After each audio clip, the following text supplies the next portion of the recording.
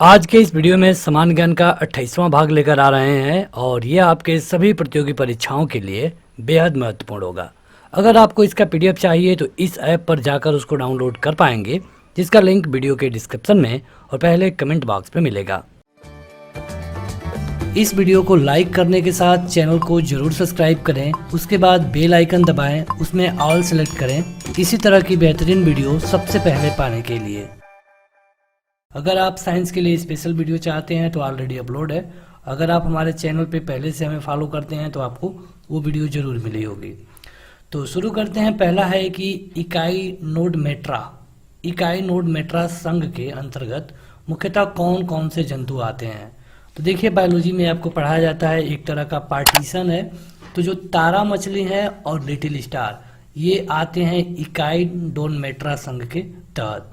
अब परीक्षा में आपसे कैसे पूछा जाएगा, तो परीक्षा में आपसे इसी तरह पूछा जाएगा कि इस संघ के अंतर्गत कौन आता है, और इसमें 4 ऑप्शन दिए जाएंगे। इनमें से कोई एक ऑप्शन रहेगा, बाकी 3 और अलग ऑप्शन रहते हैं।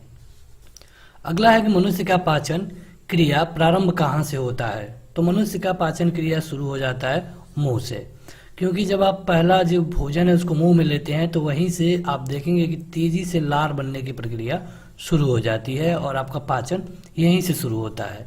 इस लार में एक एंजाइम होता है जिसको कि कई बार आपके एग्जामों में पूछा गया है कि कौन सा एंजाइम होता है। ये होता है टाइलिन। तो इस एंजाइम के चलते आपकी पाचन क्रिया यहीं से शुरू हो जाती है।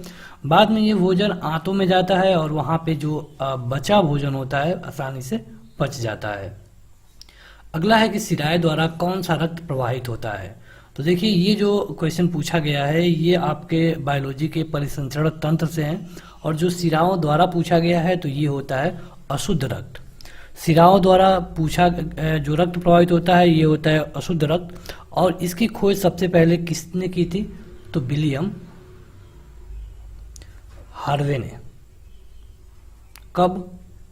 1628 में। और यहाँ पे उन्होंने इसको 4 भागों में बांटा। पहला हृदय था, फिर धमनियाँ थी, रुधिर था और शिराएं थी। तो ये जो शिराएं होती हैं उनमें अशुद्ध ब्लड होता है, ये केवल आपको जानना था। आगे है कि पोटेशियम का कार्य क्या होता है। पोटेशियम का कार्य, तो ये पोटेशियम होता है वो आपके हृदय की धड़कन को और नाड़ी संस्थानों के कार्यों को संचालित करता है। मतलब कि जो आपके हृदय की धड़कन है इसमें पोटेशियम का बहुत बड़ा रोल होता है। आप देखेंगे कि जहाँ पे फैट के चलते जो बैड कोलेस्ट्रॉल हो जाता है तो वहाँ पे हृदय की धड़कन, मतलब हृदय को ज़्यादा जोर लगाना पड़ता है, और वहीं पे हृदयघात यानी कि हार्ट अटैक आने के चांसेस बढ़ जाते हैं। अगला है कि ग्लूकोज बिना ऑक्सीजन की उपस्थिति में मांसपेशियों में प्रतिक्रिया करके क्या बनाता है। तो अगर ग्लूकोज ऑक्सीजन की उपस्थिति में मांसपेशियों में प्रतिक्रिया करेगा तो ये बनाएगा लैक्टिक अम्ल, और अगर आपके मांसपेशियों में ये अम्ल बनता है तो आपको प्रॉब्लम क्या होगी, तो आपको थकान होती है। आपको क्या होगी? थकान होगी। अगला है कि ग्लूकोज बिना ऑक्सीजन की उपस्थिति में बैक्टीरिया या फिर इससे प्रतिक्रिया करके क्या बनाता है, तो ये बनाता है इथाइल एल्कोहल। बैक्टीरिया से प्रतिक्रिया करके बनाएगा इथाइल एल्कोहल, और अगर बैक्टीरिया नहीं है तो बनाएगा लैक्टिक अम्ल। अगला है कि धमनी द्वारा कौन सा रक्त प्रवाहित किया जाता है। तो अभी आपने देखा कि शिराओं द्वारा अशुद्ध रक्त प्रवाहित होता है। तो धमनी द्वारा कौन सा रक्त प्रवाहित होता है, ये होता है शुद्ध रक्त। क्योंकि आपको पता है कि जो हृदय होता है वहाँ पे ब्लड आता है, वहाँ से ही पंप होता है, तो इसमें दोनों तरह के ब्लड होते हैं, अशुद्ध और शुद्ध दोनों तरह के। अगला है कि कौन सा विटामिन जल में घुलनशील है। तो ये है विटामिन बी और विटामिन सी। देखिए, इसके अलावा अगर आप विटामिन ए की बात कर लें, डी की बात कर लें, तो वो जल में घुलनशील नहीं होते हैं। जल में घुलनशील का मतलब कि जल में घुल जाए।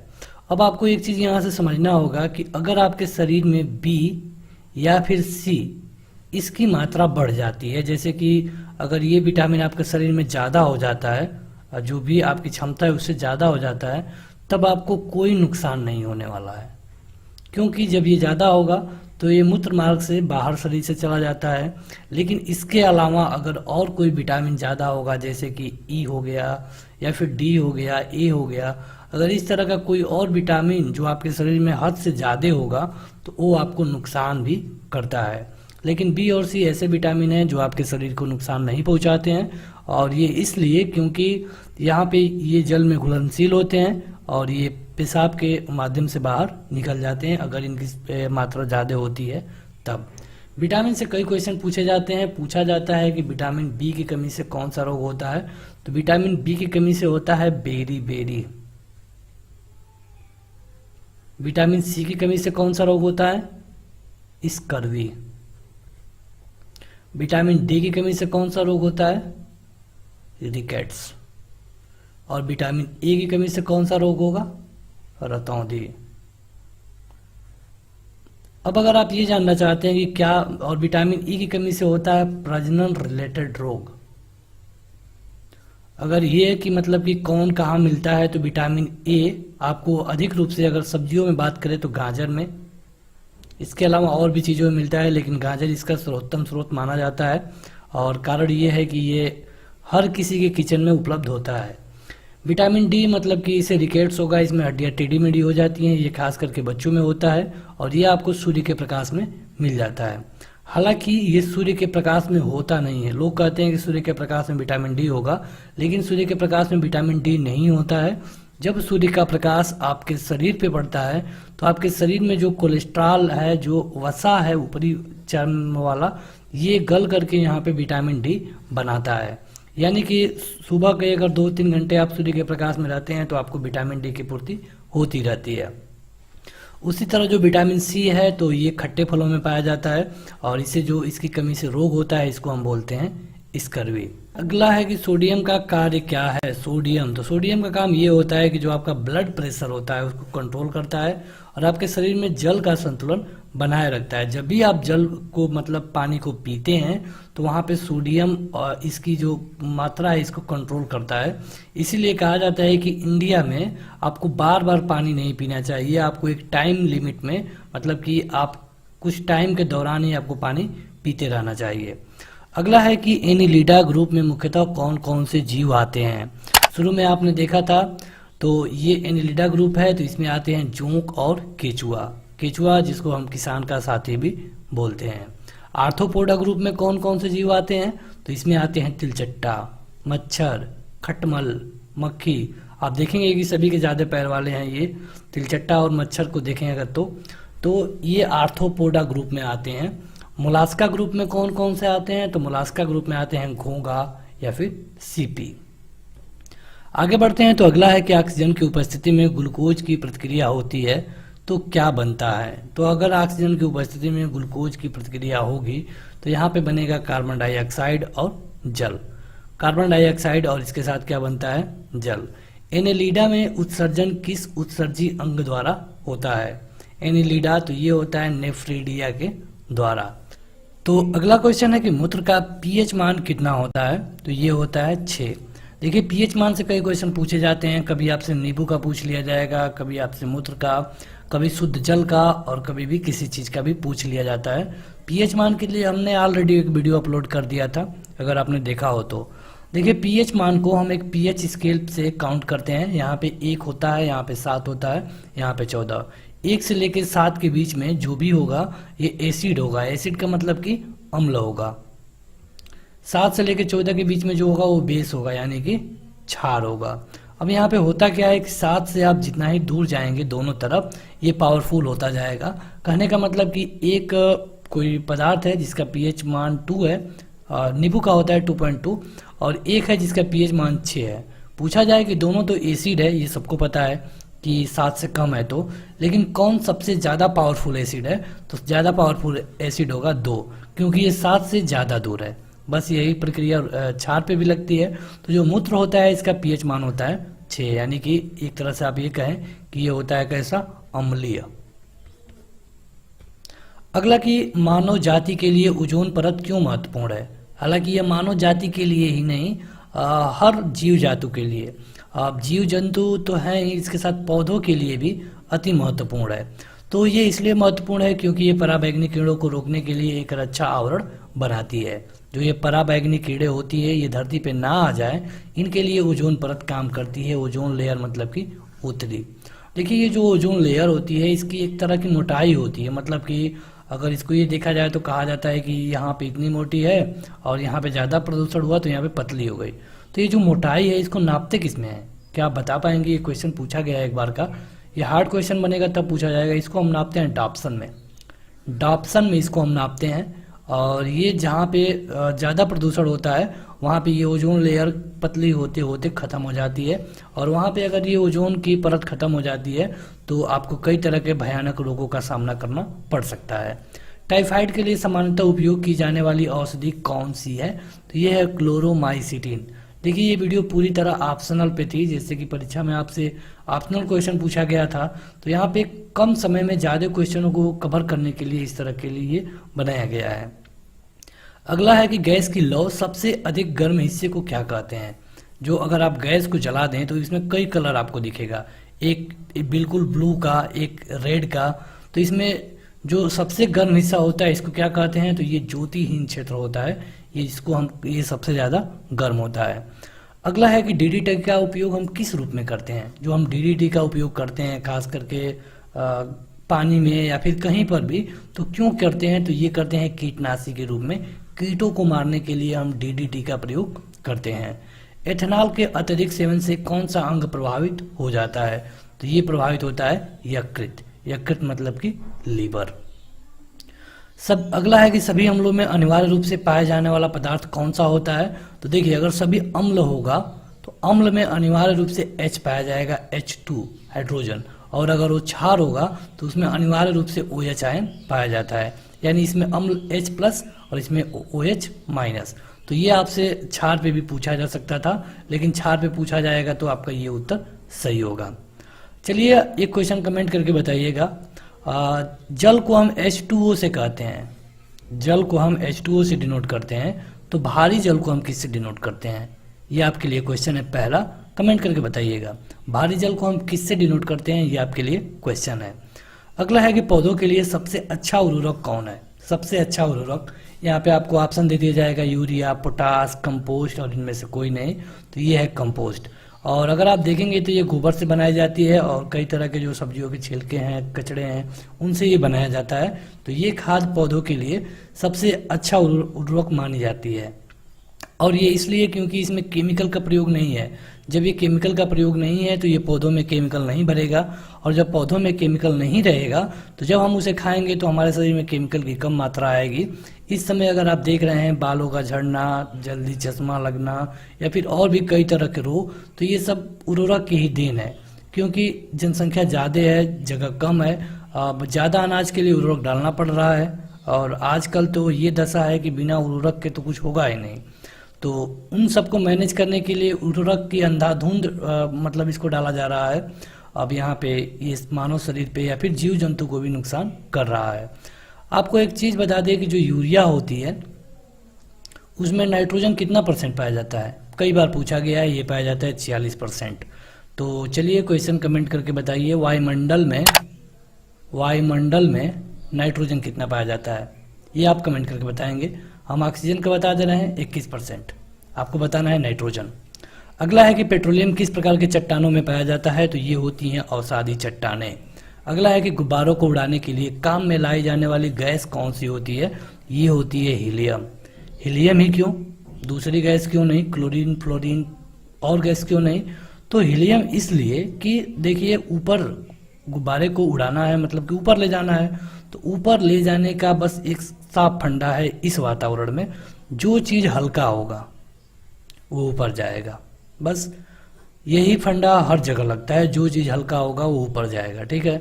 तो यहाँ पे हीलियम ऐसा गैस है जो कि हल्का है, आसानी से उपलब्ध है, इसीलिए गुब्बारों को उड़ाने के लिए इसमें हीलियम भरा जाता है। हाइड्रोजन क्यों नहीं? हाइड्रोजन भी भर सकते हैं, लेकिन इसमें आग लगने के चांसेस ज़्यादा होते हैं, इसलिए हम भरते हैं हीलियम। हालांकि हाइड्रोजन थोड़ी महंगा पड़ती है, इसलिए हम हीलियम को ही भरते हैं। हीलियम को डिनोट किससे करते हैं? He से।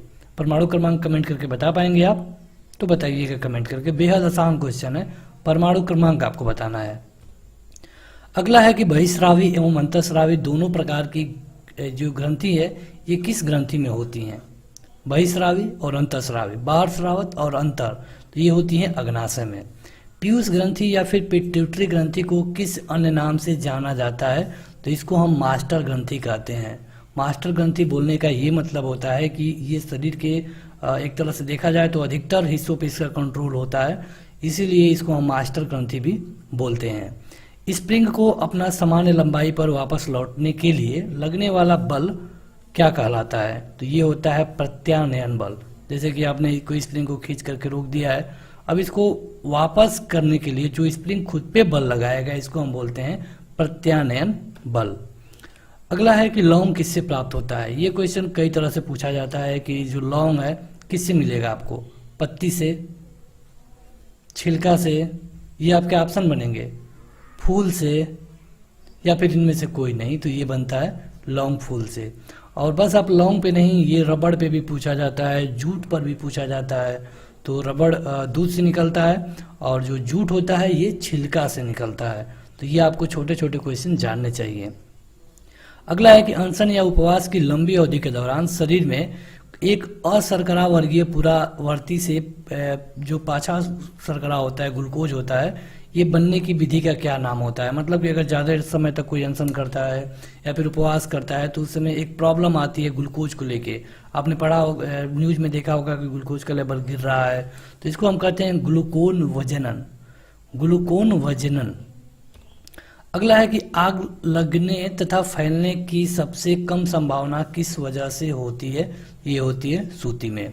अगला है कि लोहे की सबसे महत्वपूर्ण स्रोत कौन सा माना जाता है? ये लोहा खाने वाला है, तो ये होता है हरी सब्जियां। हरी सब्जियां में कौन है जिसमें ज़्यादा लौह पदार्थ पाया जाता हो? तो पालक। अगर गाजर की बात कर लें तो गाजर में क्या पाया जाता है ज़्यादा? Vitamin A. विटामिन बी से क्या होता है? Berry berry.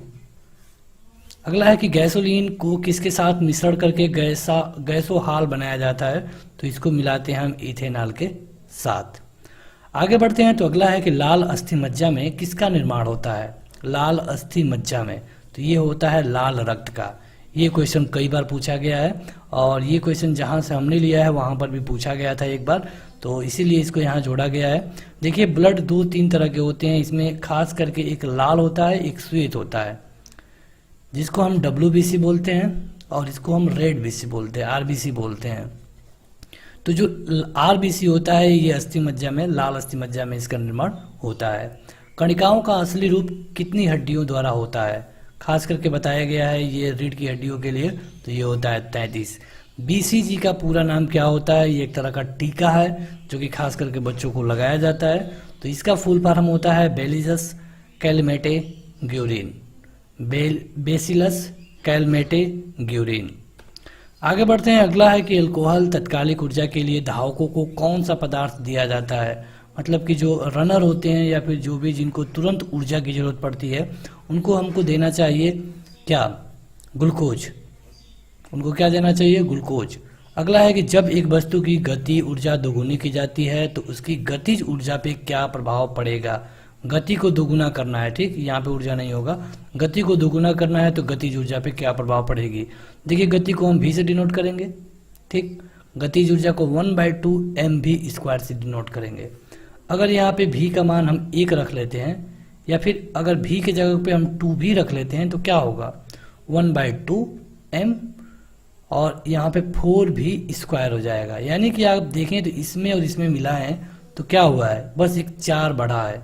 यानी कि अगर आप गति को दोगुना करेंगे तो गतिज ऊर्जा कितनी बढ़ेगी? 4 गुने। गतिज ऊर्जा का फार्मूला होता है 1/2 mv²। स्थितिज ऊर्जा का फार्मूला होता है mgh। अगला है कि सोने का शुद्ध रूप कितने कैरेट का होता है? तो जो सोना का शुद्ध रूप होता है ये होता है 24 कैरेट का। मतलब 24 कैरेट बराबर है 100% प्योर। अगर पूछ लिया जाए कि 18 कैरेट बराबर है तो 75% प्योर और 12 कैरेट बराबर है 50% प्योर। लेकिन एक क्वेश्चन पूछा जाता है कि जो हम आभूषण बनाते हैं ये कितना कैरेट होता है? तो ये होता है केवल 22 कैरेट। आप देखेंगे कि ये शुद्ध सोना नहीं है। अगला है कि सीने बार किसका अयस्क है? तो ये है पारा का। अयस्क मतलब क्या होता है? तो देखिए जो ये पारा होता है जिसको हम Hg बोलते हैं यानी कि मरकरी भी बोलते हैं, मरकरी, ये धरती में सीने बार के रूप में पाया जाता है और जो पदार्थ धरती में जिस रूप में पाया जाता है उसको हम बोलते हैं अयस्क। अगला है कि शरीर के ताप का नियंत्रण किसके द्वारा होता है, तो ये होता है हाइपोथैलेमस। हाइपोथैलेमस शरीर के तापमान को नियंत्रित करता है।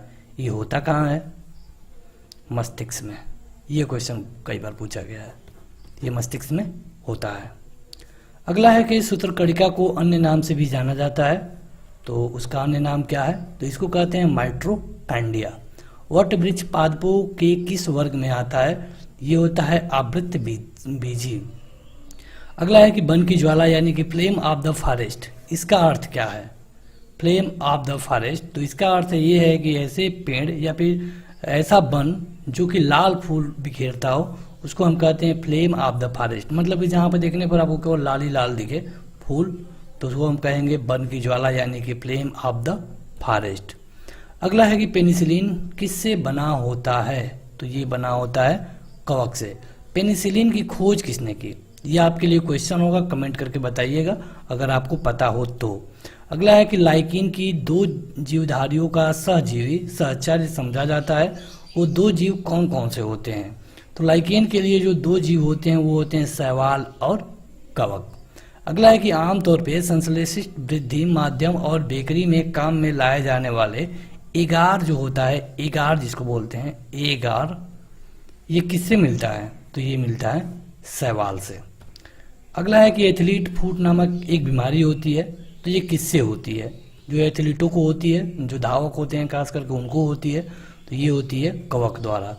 दमा जो बीमारी होती है जिसमें कि सांस फूलने लगता है, तो ये भी होता है कवक के द्वारा। फाइलेरिया जो रोग होता है ये किसके कारण होता है, ये होता है कृमि के द्वारा। ये डायरेक्ट क्वेश्चन है और ये कई बार आपसे परीक्षा में पूछे भी जा चुके हैं। तो बस आज के इस वीडियो में इतना ही। इस वीडियो को लाइक करने के साथ अपने दोस्तों में जरूर शेयर करें। ढेर सारे पार्ट ऑलरेडी अपलोड है, लिंक इस वीडियो के डिस्क्रिप्शन में मिल जाएगा। तो आज के इस वीडियो में इतना ही। Thank you.